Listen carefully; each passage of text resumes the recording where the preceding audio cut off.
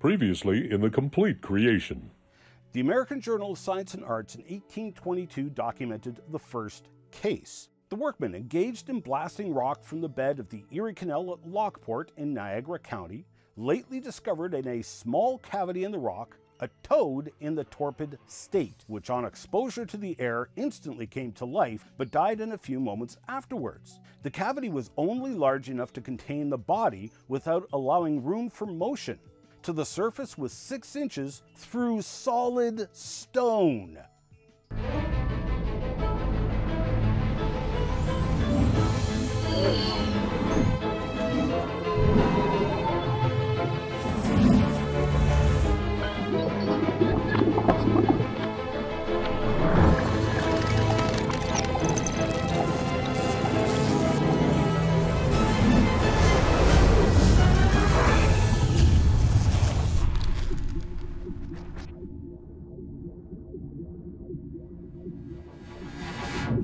Welcome back to part 25 of this series. Getting close to the end, but I think I'm going to be tacking on another 4 parts to the series, possibly 6 more. We'll see how it goes. Today we're going to delve into a topic dear to my heart, and which is, as my good friend Dr. Carl Baugh put it, a lightning rod for controversy. Now, while I have conducted my own personal research into the topic for decades now, and I've had the great privilege of making a few discoveries myself, I am truly standing on the shoulders of giants on this topic. Dr. Carl Baugh, the late Professor Emeritus M.E. Clark, and David Lyons, all at the Creation Evidence Museum, and Dr. Don Patton, all of whom have spent decades in first-hand excavations and explorations of the Paluxy River in particular in Glen Rose, Texas. But their research has literally carried them all around the globe as well. According to various polls taken over the years, the majority of people believe that dinosaurs and humans lived contemporaneously. They also lived at the same time. So how would the Bible answer that question of people and dinosaurs living at the same time? How would evolutionism answer? And finally, what does the evidence show? Now, according to Genesis chapter 1, all of the land animals and sea creatures were created on days 5 and 6 of the creation week. Land animals would obviously include the dinosaurs, and sea creatures would obviously include what many people consider the dinosaurs of the ocean. Mosasaurus, Plesiosaurus, etc. Man was also created on day 6. Therefore, biblically speaking, man and dinosaur did live at the same time.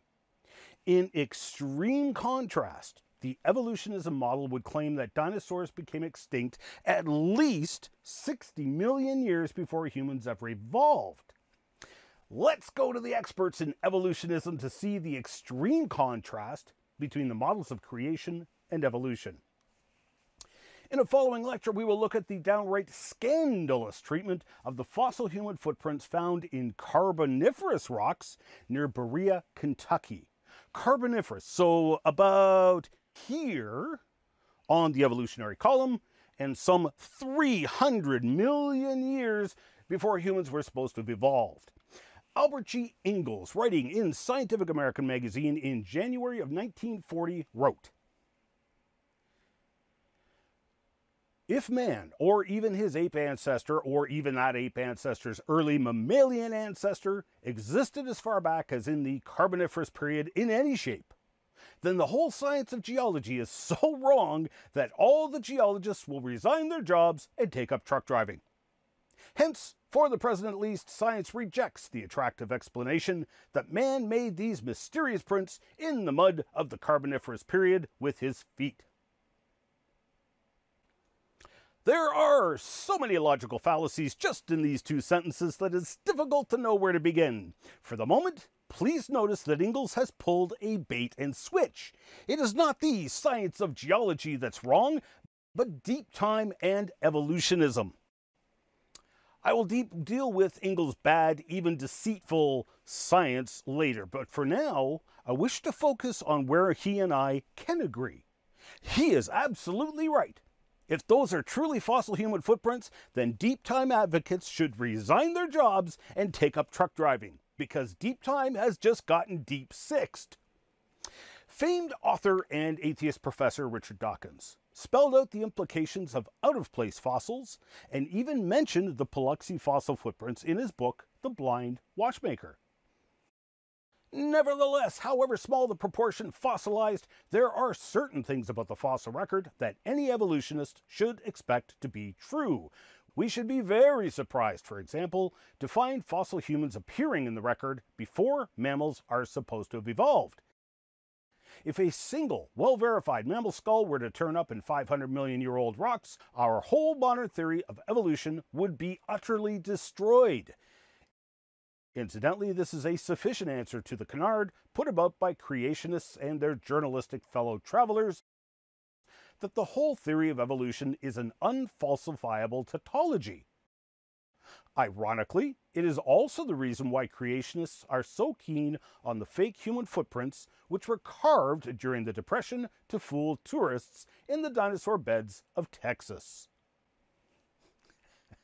Oh, Richard, your naivety and ignorance is so quaint. We will respond to Dr. Dawkins' foolish and baseless remarks about the Texas tracks, but for the moment, I will focus on that to which we agree. Finding evidence of humans at the time of the dinosaurs would falsify the theory of evolution. Stephen M. Stanley also acknowledged how out-of-place fossils held destructive power over evolutionism. There is an infinite variety of ways in which, since 1859, the general concept of evolution might have been demolished. Consider the fossil record, a little-known resource in Darwin's day. Any topsy-turvy sequence of fossils would force us to rethink our theory, yet not a single one has come to light.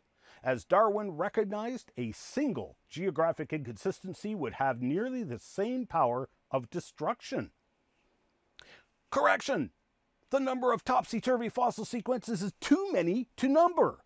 You have systematically ignored them, swept them under the rug, or you and your evolutionary peers have mocked and ridiculed the findings in what can only be described as bizarre anti-science behavior.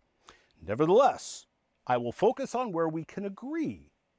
Evidence of humans among the dinosaurs would demolish evolution and the evolutionary column.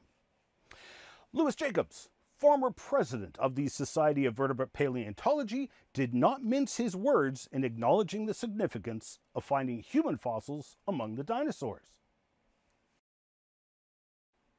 Co-occurrence of men and dinosaurs. Such an association would dispel an Earth with vast antiquity. The entire history of creation, including the Day of Rest, could be accommodated in the 7 biblical days of the Genesis myth. Evolution would be vanquished. Translation: finding man and dinosaur together would mean 3 things. The Earth is young, the history of the Genesis account of creation would be true, and evolution would be falsified. He said it, not me. I'm just agreeing with him. So, 3 points, each of which is significant. Finding man and dinosaur together would mean the Earth is young, the history of the Genesis account of creation would be true, and evolution would be falsified.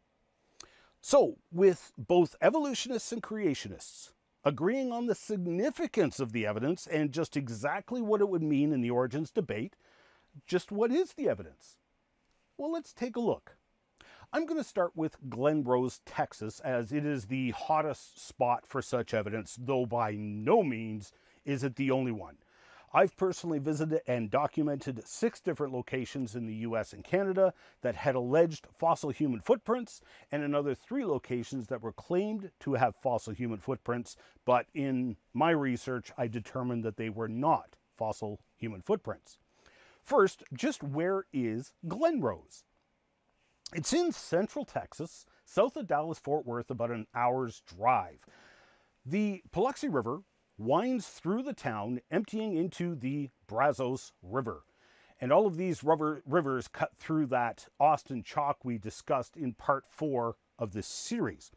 I've spent hundreds of hours in first-hand excavations in the Paluxy and hundreds of hours wading in, studying, and documenting miles and miles of rock layers exposed in the riverbed.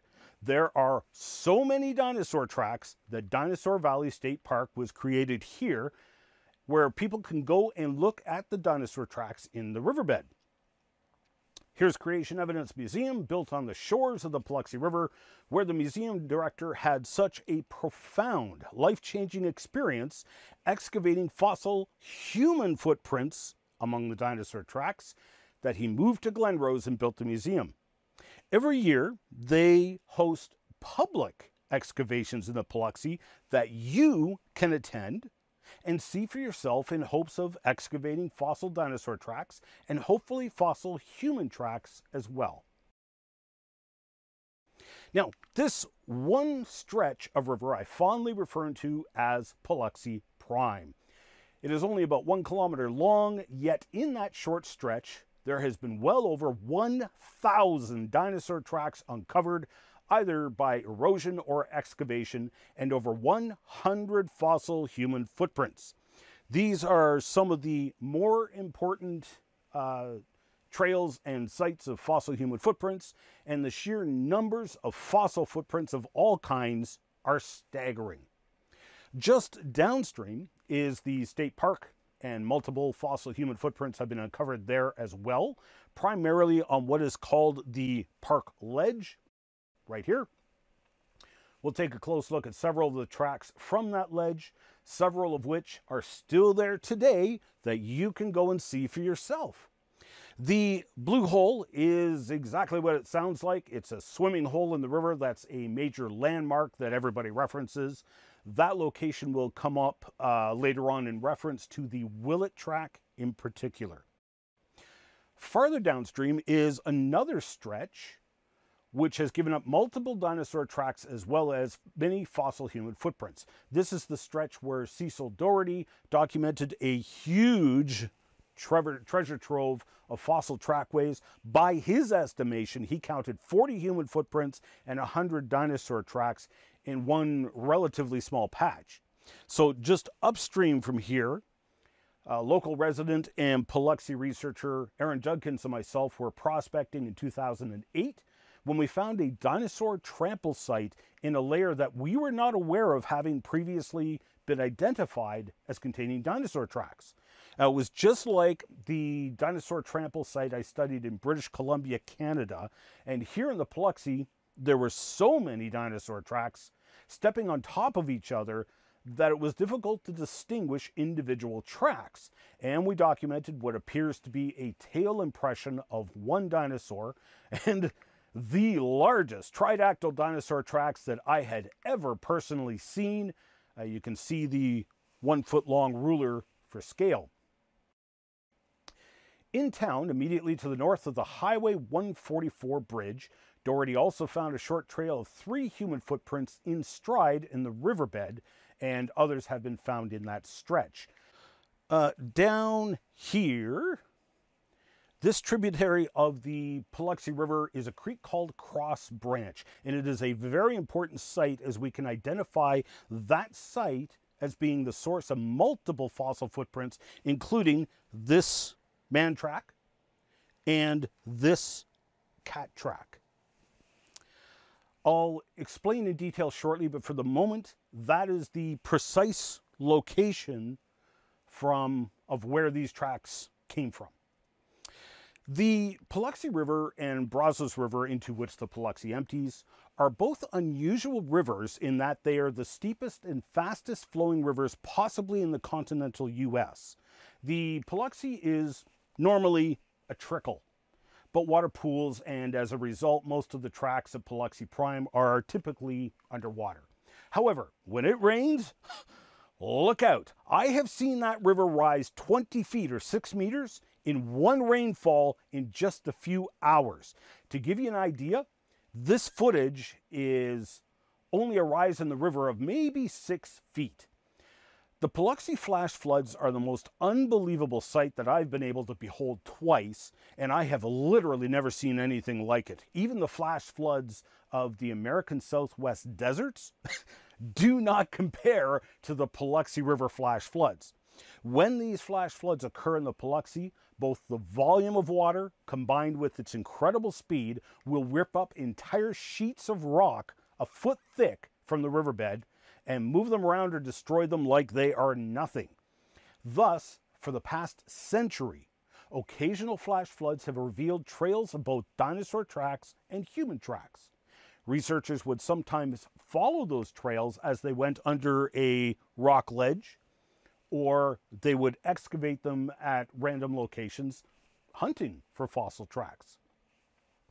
This is exceedingly difficult as the track layer is underneath a limestone layer, typically 6 to 12 inches thick, which needs to be broken up by sledgehammers and chisels or jackhammers and heavy equipment.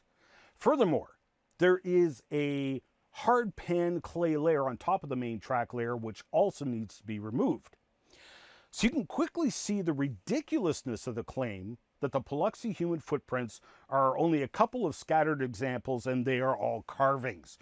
The fossil human tracks number in the hundreds, and the vast majority of those prints were excavated from underneath undisturbed solid rock in the presence of multiple eyewitnesses, as it took entire teams of people to perform these excavations. So if anybody tries to tell you that the Paluxy human footprints are just a very few carved tracks, you can immediately write them off as incredibly ignorant on the topic or being downright deceitful. Yes, there were a few carved tracks of both dinosaur and human, which were carved by locals during the Depression in order to sell them. Here's one here. But these carvings are, first of all exceedingly rare. And it brings up the question, why did the carvers do this? Stop and think about this for a moment, because there's a profound point here that I think everyone is overlooking. If you were to go back in time and confront one of these track carvers and ask them, why did you carve these tracks, and try to pawn them off as fossils from the riverbed? Well, it's very odd, unless you take into account that it's because fossil dinosaur tracks and fossil human tracks were common in the riverbed. They were only carving replicas of what everybody was already seeing in the riverbed. Approach the tourists fresh out of the river and say, hey, you know those fossil human footprints you saw in the river? Look, I've got one right here I removed from the riverbed that you can buy. Take Open's genuine Paluxy fossil human footprint, just like all the other ones you saw in the riverbed. In fact, one of the reasons carved tracks were so rare was because for the amount of effort it took to fetch a rock from the river and carve a fake track, it was the same amount of work or less work to just go prospecting in the river, find genuine fossil tracks in the riverbed, and cut them out of the riverbed. All of these maps I showed you with copious numbers of human tracks are what we know of, and most of those tracks are still there today. Texas law now forbids the removal of tracks from the riverbed, so the tracks have to remain in the river to be slowly destroyed over time by weather and the river. Before we look at the actual evidence, let us ask a question. Is it possible to identify a creature by its footprint? The answer is an emphatic, definite, absolute yes. Even children, just based on their life experience, can identify the footprints of a dog or cat, even more so a human's footprint.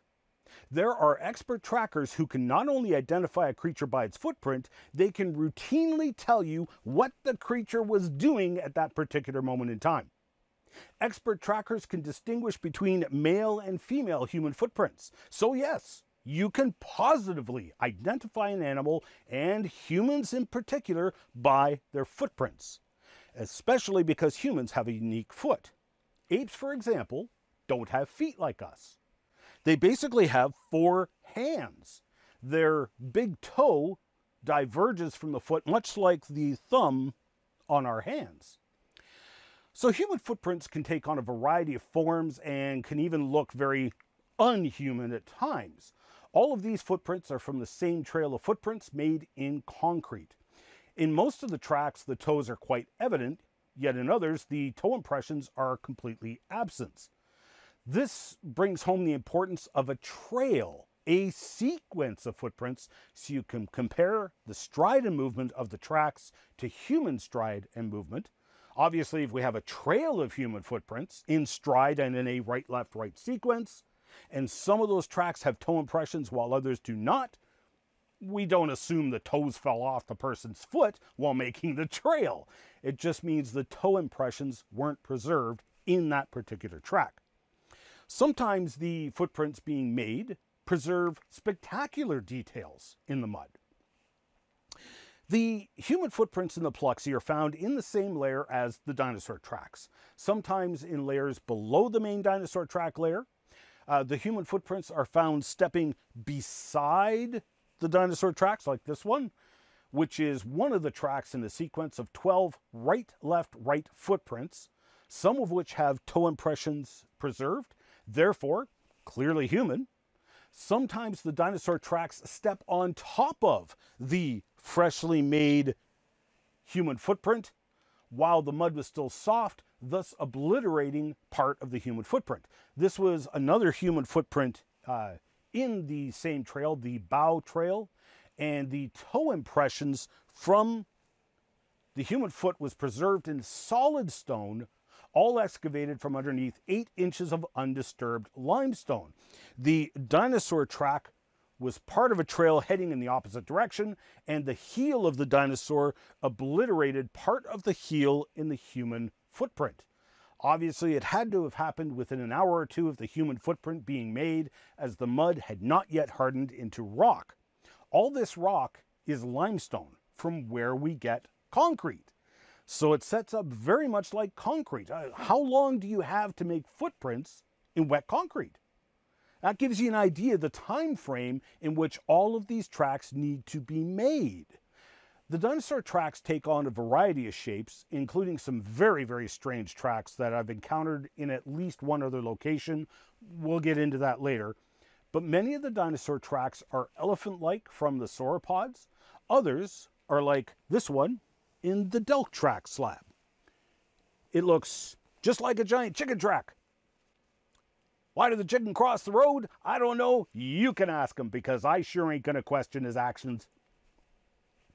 But what you may not have noticed is that there is also a human footprint in the slab. All 5 toes are preserved. The ball, the arch, the heel. It is a pristine footprint. Yes, the big toe is bent down in an unusual way, but there's 2 possible reasons for that. There is a common foot disorder that does this called hallux varus.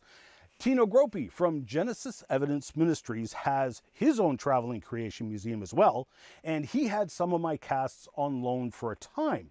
While he had my cast of the Delk track, I asked him to kindly photograph his foot in the Delk human track so I could share the photo in a debate I was having online at the time. Little did I know, Tino had hallux varus. It was only affecting his little toe, but this goes to show you that it is surprisingly common in how this can have an unusual effect on a footprint made by a human. Another possibility is that the big toe simply got hooked in the soft mud during forward locomotion. I will tell you this, the toenail of the big toe actually left an impression in the hole made by the big toe, as can be seen if you look into the hole, and also in this latex mold I made in the toe impression. The bulbous front of the toe with the impression of the toenail digging into the mud, and then when the toe was pulled out in an upwards direction, it squished up the mud up and forward.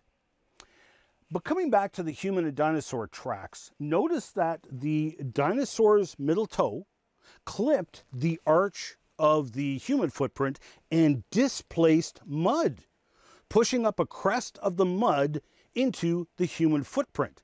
So the human stepped in the limestone mud before the dinosaur came along and stepped in the mud, clipping the freshly made human footprint with its middle toe.